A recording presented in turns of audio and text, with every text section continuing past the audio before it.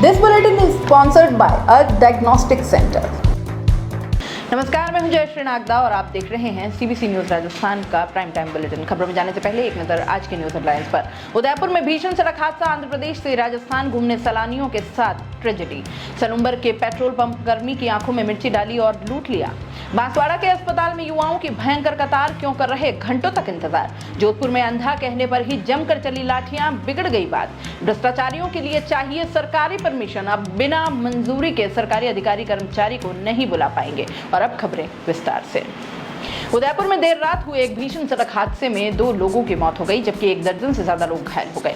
यहां के बेकरिया थाना क्षेत्र के उदयपुर पिंडवाड़ा हाईवे से सटे अकियावड़ के पास यह हादसा हुआ। दुर्घटना में 55 वर्षीय भरत और उनकी 27 साल की बेटी अंकिया ने मौके पर ही दम तोड़ दिया, जबकि 8 लोग गंभीर रूप से घायल हो गए। इन्हें आनंद फानंद में अस्पताल पहुंचाया गया। पुलिस ने बताया कि हादसा खड़े ट्रेलर से पर्यटकों से भरी मिनी बस के अचानक टकराने से हुआ। यह हादसा इतना जबरदस्त था कि 2 लोगों की तो मौके पर ही मौत हो गई, वहीं अन्य 15 लोग घायल हो गए, जिनमें से 8 लोगों की हालत गंभीर बनी हुई है। जानकारी में सामने आया कि आबू रोड से उदयपुर जाते समय ये दर्दनाक हादसा हुआ। बस में सवार सभी लोग आंध्र प्रदेश के एक ही परिवार के रहने वाले हैं।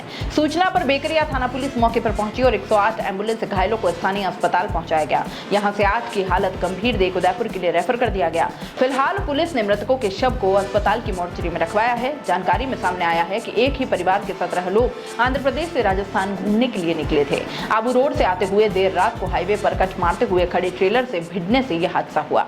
उदयपुर के सलूंबर में पेट्रोल पंप कर्मचारी से 3,37,000 रुपए लूटने की बड़ी वारदात सामने आई है।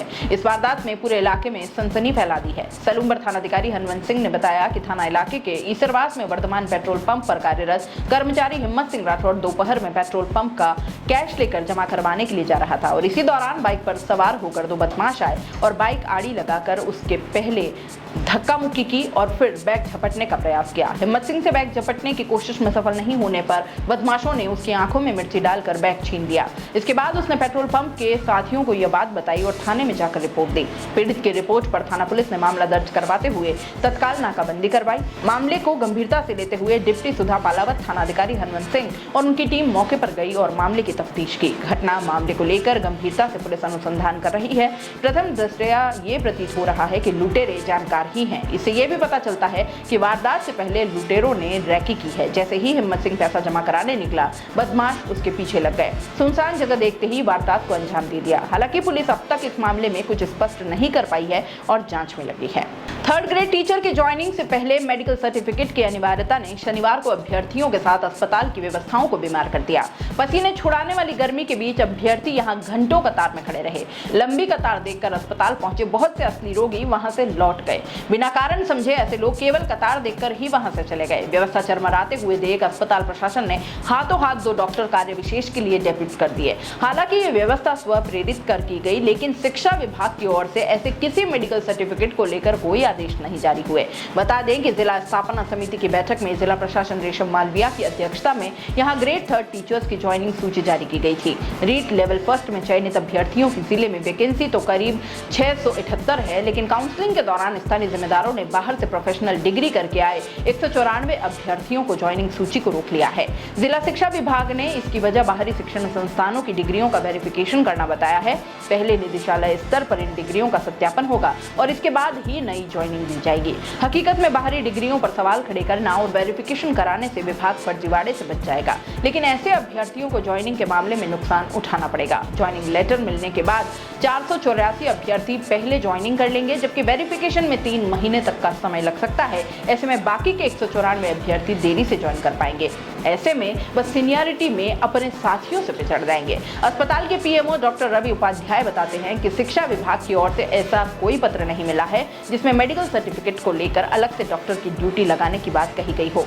उपाध्याय ने कहा कि उन्होंने भीड़ देखकर एक लेडी और जेंट्स डॉक्टर लगाया है। मेडिकल सर्टिफिकेट के मानदंड होते हैं, जल्दबाजी नहीं कर सकते हैं।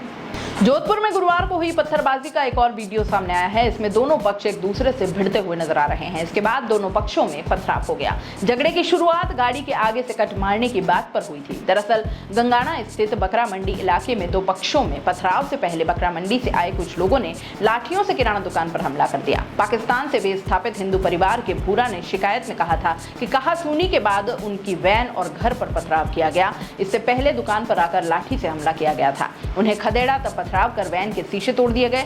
जवाब में बस्ती वालों ने भी पत्थर फेंके। ऐसे में एक बार माहौल गर्म हो गया। हालांकि इस मामले को पुलिस ने शांत करवा दिया। दोपहर में एक वैन पर टक्कर लगने को लेकर विवाद हुआ। पाक में स्थापित हिंदू बस्ती निवासी भूराराम वैन लेकर अपनी किराना दुकान पर आ रहा था। उसके सामने बकरा मंडी से आए युवक नवाब ने पिकअप लगा दी। भूरा कट मारकर निकला तो नवाब ने उसे अंधा कह दिया और इस बात पर दोनों में बहस हो गई। कहासुनी बढ़ गई तो बकरा मंडी से बड़ी संख्या में लोग यहां झगड़ा करने पहुंच गए। डीसीपी वेस्ट वंदिता राणा ने बताया कि छोटे से एक्सीडेंट को लेकर विवाद हो गया और इस पर दो पक्ष आमने सामने हो गए थे। इस घटनाक्रम में मूमल नाम की महिला गंभीर घायल हो गई, जिसे अस्पताल पहुंचाया गया। पत्थरबाजी में दूसरे पक्ष के बूंदू खां, मूसे खान और नेपू खान चोटिल हो गए। घटना को लेकर पुलिस ने सीसीटीवी डीवीआर को अपने कब्जे में ले लिया है। आरोपियों की पहचान की जा रही है। एसीबी यानी कि एंटी करप्शन ब्यूरो बनाया इसलिए गया ताकि सरकारी कर्मचारी और अफसर भ्रष्टाचार न कर पाएं।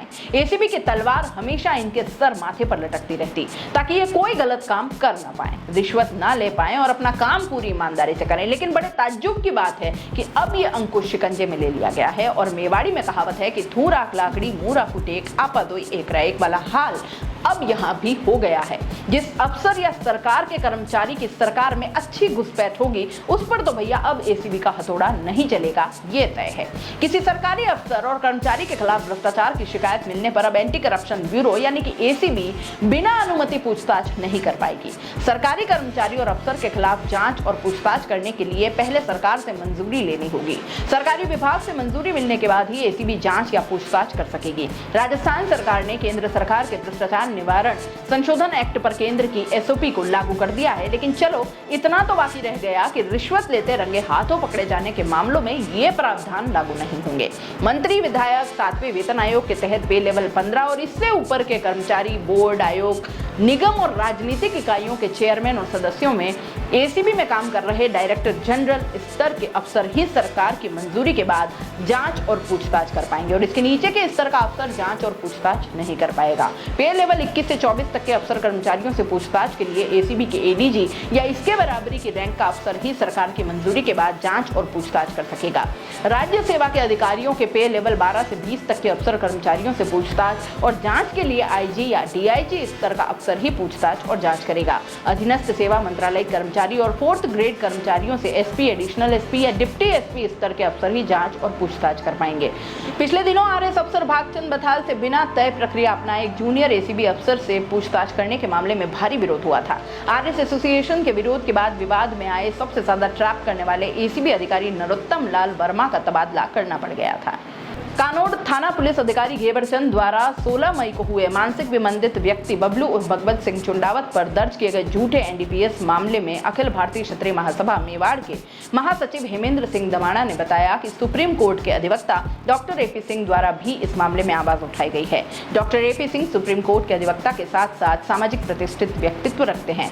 देश हित के लिए किसान आंदोलन में भी उनकी अहम भूमिका रही है। साथ ही उत्तर प्रदेश में हाथरस में हुए बलात्कार के मामले में उन्होंने प्रशासन की लापरवाही और मामले में झूठे फंसाए जाने वाले निर्देश लोगों को केस लड़ रहे हैं। इस मामले को लेकर अखिल भारतीय क्षत्रिय महासभा मेवाड़ ने बबलू के परिवार को आश्वस्त किया है कि संपूर्ण समाज उसके साथ है, उसके परिवार की तरह है और किसी भी तरह की समस्या में समाज उसके साथ कदम से कदम मिलाकर उसकी आवाज बनेगा और उसकी हर संभव मदद करेगा। इस षड्यंत्र रचने वाले दोषियों पर भी कार्रवाई कर उन्हें बर्खास्त करने की मांग उठाएगा। आगे भी सर्व समाज के लिए अखिल भारतीय क्षत्रिय महासभा मेवाड़ ने कहा कि मेवाड़ के 36 कौम के लिए कभी भी किसी भी वक्त ऐसी विपदा की घड़ी में समाज हमेशा उनके लिए तत्पर खड़ा है और खड़ा रहेगा। प्राइम टाइम बुलेटिन में इतना ही, दीजिए इजाजत, नमस्कार। This bulletin is sponsored by earth diagnostic centre. दोस्तों, सीबीसी न्यूज आपके सहयोग से लगातार बढ़ता जा रहा है। स्वतंत्र पत्रकारिता का सहयोग करने के लिए आपका धन्यवाद। सबसे पहले तो जिन लोगों ने हमारे चैनल को सब्सक्राइब नहीं किया है तो पहले सब्सक्राइब करें, जिसका कोई शुल्क नहीं लगता और बड़ा आसान है। बस नीचे दिख रहे लाल सब्सक्राइब के बटन को दबाना है और पास में दिख रहे बेल आइकन को भी दबाना है ताकि आपको अपने सीबीसी न्यूज के हर अपडेट्स मिल सके। हमारे इंस्टाग्राम पेज और फेसबुक पेज को भी लाइक करें, फॉलो करें, वहां पर भी आपको मिलती है तरह तरह के अपडेट्स। हम पूरे राजस्थान से आपके लिए लाते हैं वो खास खबरें जो आपके लिए जरूरी है और वो भी पूरी बेबाकी के साथ। पत्रकारिता के इस मुश्किल दौर में आपकी आवाज जिम्मेदारों तक पहुंचाना ही हमारा लक्ष्य है और ये आपके सहयोग के बिना संभव नहीं है।